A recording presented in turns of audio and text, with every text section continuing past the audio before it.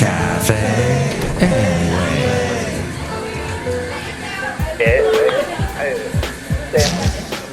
Mike's Daily Podcast. It's been almost a week. No, has it? It's been a couple of days. That's how I start the show. Mike's Daily Podcast. Instead of saying I did the show yesterday, I go, well, did I do it 2 days ago? 3 days ago? I can't remember. But you know what? It's not September. It's April Ember. And this month has been crazy. And I would like to forget it. But that's all right. I had a nice walk today with my lovely lady friend. Mike's Daily Podcast. Hey, my lovely lady friend is a well-known celebrity now. We were on a nice walk yesterday, and someone recognized her Daily from the podcast pictures. Podcast. And so she's famous. Yeah! And this person actually asked her what her name was, and it's funny because she's like, you know what? I told her what my name is, but in the future, I think I'll just say I'm lovely lady friend. That's my name. That's my name. I said that's my name. Well, what have we learned through? Let's see. Last show was on Sunday. I got interrupted Monday, Tuesday, and Wednesday. I'm sorry. Let's see. There was this really, really huge burrito that I ate on Tuesday. That made it utterly impossible to do this show. Yesterday, I was busy. I said, I've got to finally cook something at home. I've got to make something with my bare hands. So I grilled some chicken on the grill outside. It was a beautiful day, beautiful summer day, even though it's still spring. And my lovely lady friend found this cool recipe for something to make with coconut milk. And we threw some rice in there. And you know what? We are completely out of vegetables at my house.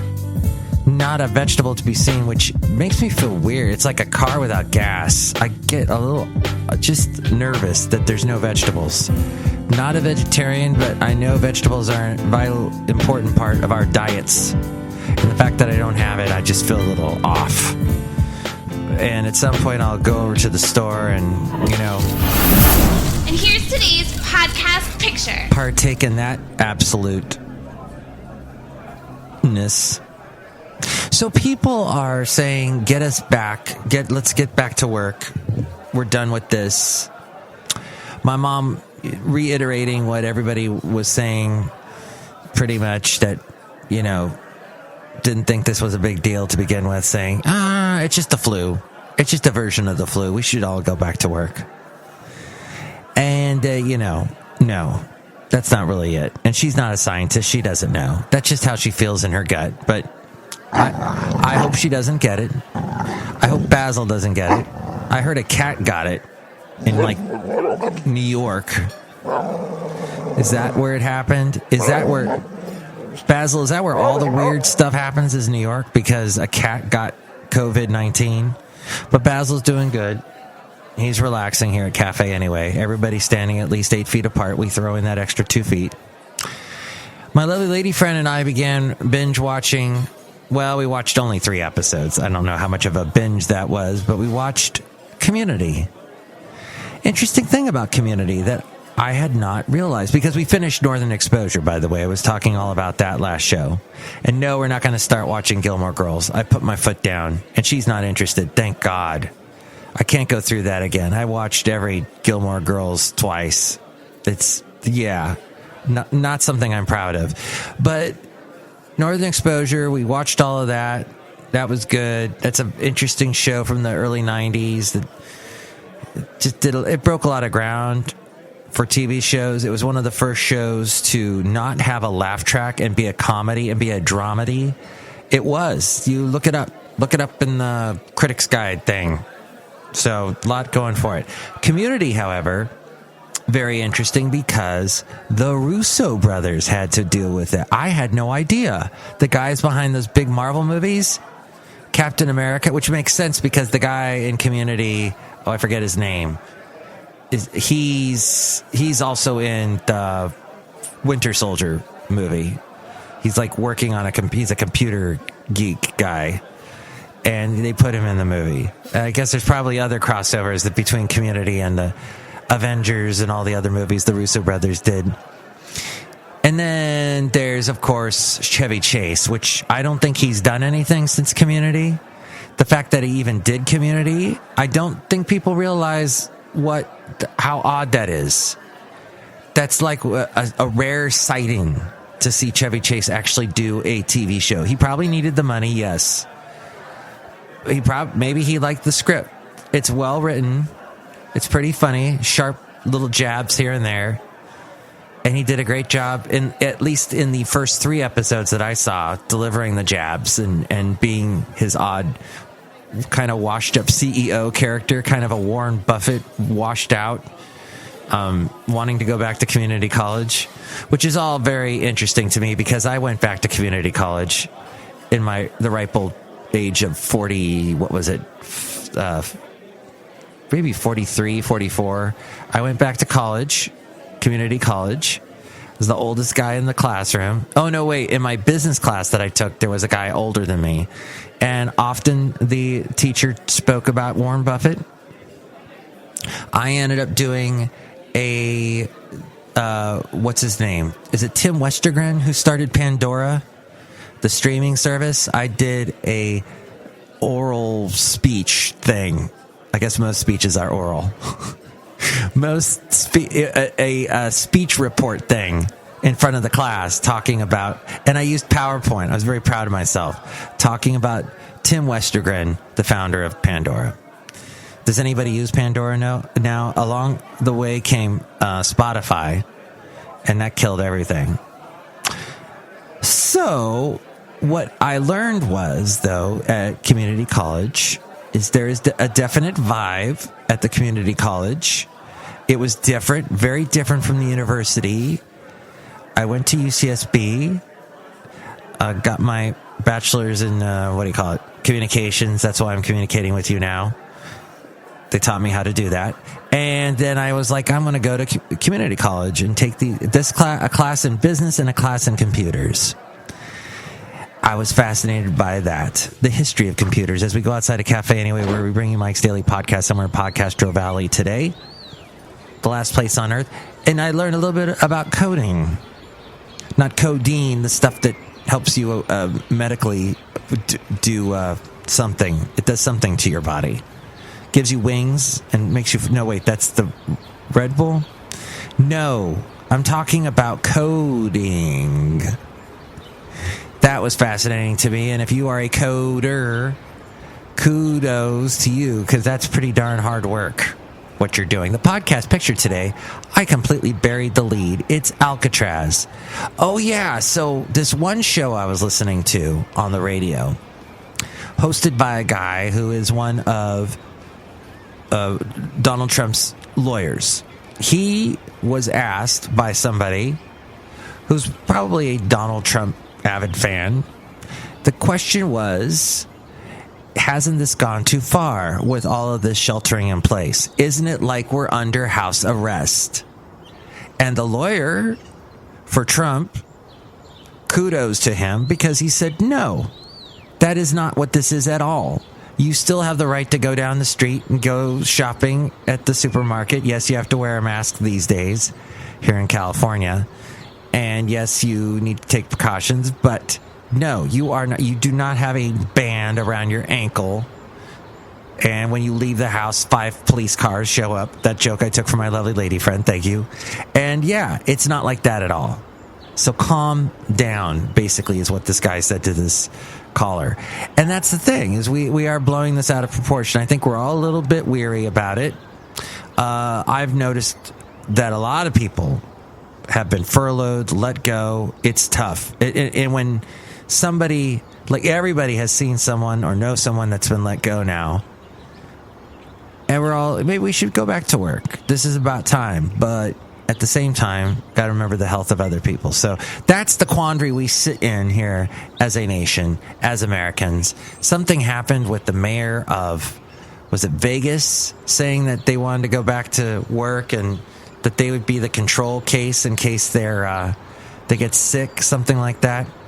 And then there's the story that was in Market Watch, Forbes, Newsweek, and The Hill, saying that the China coronavirus cases could have been 4 times higher than officially reported by the China Health Commission.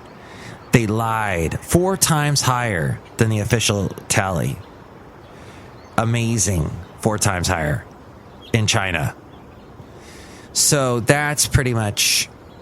And then the other big question these days is about the WHO, the World Health Organization. Couple stories, couple people reporting on that Pompeo says the U.S. may never restore WHO funds. Democrats insist it must. But the U.S. Secretary of State Mike Pompeo said a fundamental reform of the World Health Organization was needed following its handling of the coronavirus pandemic, and that the United States, the WHO's biggest donor, Blitzen, may never restore funding. As Pompeo launched fresh attacks on the UN body, that was yesterday, Democrats in the U.S. House of Representatives accused Trump and the Trump administration of trying to scapegoat the WHO to distract from its handling of the coronavirus outbreak. In a letter to Trump, they called for the immediate restoration of U.S. funding, which Trump suspended last week, accusing the WHO of being China-centric and promoting China's disinformation and the outbreak. Something like they didn't report when they should have. The WHO has denied the Trump administration's charges, and China insists it has been transparent and open, which we know that's false. So here's where we sit. And I'm sitting outside a cafe anyway, located somewhere in Podcastro Valley. And I am seeing so many people out and about, but spaced far apart from each other, but taking walks and enjoying the outside. And I think we have to do that. We got to get out. There's all these celebrities saying, oh, you got to stay at home. Oh, and they're whining and complaining about, what was it? I wrote this down. Let's see. They're celebrities complaining that this is house arrest, that they can't leave. And that, I don't know, there's all kinds of shouting going on social media. Did you hear that? Facebook is now going to, whenever somebody posts something, a news story, it is now going to be Facebook or someone is going to somehow figure out where that story originated from. So you will see in the story where it came from. So if it came from Russia or something. I don't know how they're going to do that, but I just caught wind of that a little earlier today. So, at any rate, I find it very fascinating what's happening in today's world. And I find it difficult to do this podcast. I'm going to be honest with you. It's just difficult because there seems a lot going on, even though I don't have really a commute anymore. But the fact that so much of my mind and my brain and my day in and day out requires... Oh, Vince Scully's hospitalized. That's not good. He was great in the world of baseball. When I grew up in Los Angeles, in this LA area, you always heard him on everything, and he always talked about Farmer John's pork products, hot dogs. Vince Scully. Oh. And of course, he did the games, called the games. He's a national treasure in the world of baseball. Apple nabs Paul Rudd and Will Ferrell for the limited series The Shrink Next Door. Okay. Because Apple's trying to get that going with their Apple TV. At any rate, so I need a little reinforcement from you, the Mike's Daily Podcast listener. If you could, just drop me a line. I make it so easy. You can call me 336MM Daily. That's 3 + 3 = 6. MM as in Mike Matthews. Daily as in what this podcast tries to be. Or you can email me, MikesDailyPodcast@gmail.com. Oh my gosh, an Italian cruise ship in Japan has 48 coronavirus cases. Yikes. Nearly 50 out of over 600 crew members. When is the cruising industry ever going to pull themselves out of this? I know someone that bought a bunch of some cruise line stock because he heard that if you buy a certain amount, then you get free cruises in the future. But that's a guy really forward-thinking at some point when we're outside of the coronavirus world in which we live. So I guess that's all I got today, except that I have to say hi to a couple of people here at Cafe Anyway, located somewhere in Podcastro Valley, the last place on earth. Hi, Mark. It's Benita the Rodeo Queen. How y'all doing? That's a Disgruntled Fiddle Player. Tell you What? I don't trust any Who at all. I hate the Who. I even hate Doctor Who. I hate it. Because it's a British TV show and you don't like British TV shows? Yeah, I do not like Doctor Who. Tell you What? Go say hi to that other guy. Oh, yeah. Look who else is here at Cafe Anyway, located somewhere in Podcastro Valley. Hello, Mike. I make the delicious root beer. Have some right now. I'll cut you. Oh, boy. Thank you. Yes. Oh, here's an interesting thing that happened yesterday. And this root beer has no coronavirus? Yeah, okay, whatever. Excellent. Good. Yesterday, I've been doing a lot of walking with my lovely lady friend on these good hikes, and I think you need to get outside, as I mentioned earlier. That's my little tip today. Get outside. Just not around where any people are. Just avoid them. No, you should wave hi to them. Give them some space. Find a cool bandana to wear around your face, and then you look like you're going to rob a bank. That's not good. But still, my lovely lady friend and I were walking, and we passed by this tree that had recently been cut down, and I'm hearing this noise, kind of like this chirping that we're hearing outside a Cafe Anyway. But it was a little bit more of a frantic chirping. My lovely lady friend looks at this stump that was recently cut down, and she sees baby raccoons in a tiny little hole in this stump. And apparently this tree had been cut down, exposing these little raccoons, and the sun was shining on them. And at first my lovely lady friend said, hey, I hope the mom isn't around, she's going to come at me. But there was no mother to be seen. It's broad daylight, and I'm looking at this little one with the sun shining in its face. I'm saying maybe it's the sun. It doesn't like the sun in its face. So she got some leaves and put it over the hole, and then they were immediately quiet. It's like okay, now we're sheltering in place. Now everything is cool. So that was a fun little, hopefully they're okay. I care for my fellow animals. Big and small and not human or human. Oh, we missed Earth Day yesterday. Dang, did you say hi to Mother Earth? Did you go, Mother Earth, sorry for everything we've done to you lately? And Mother Earth said, hey, that's okay. I'm taking it back. I'm putting all kinds of animals everywhere, even in little stumps that you're walking past. So look out. Yes, animals are seen. Bears, everyone is seeing more wildlife lately.